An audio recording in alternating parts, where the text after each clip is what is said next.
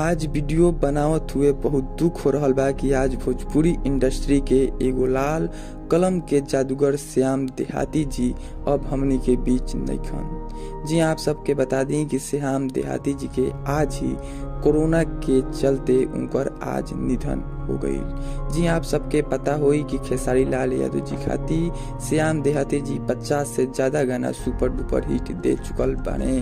वहीं पे पवन सिंह जी के साथ भी लोकगीत से लेके देवी गीत दे चुकल बाने श्याम देहाती जी, और आज उनकर हॉस्पिटल में निधन हो गई। जी आप सबके बता दी कि ऐसा रिपोर्ट निकल के आ रहा बा कि उनका कोरोना हो गई रहे और कोरोना के लेकर ही आज उनकर निधन हो चुकल बाटे। वहीं बता दी कि खेसारी लाल यादव जी के पूरा टीम पूरा कोशिश कैलस श्याम देहाती जी के बचावे खातिर, लेकिन श्याम देहाती जी आपन दम तोड़ देले।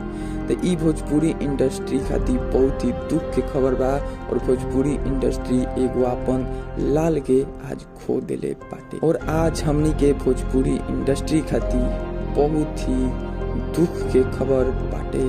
तो आप सब ज्यादा से ज्यादा उनके खातिर प्रार्थना करें कि श्याम देहाती जी के आत्मा के शांति दे।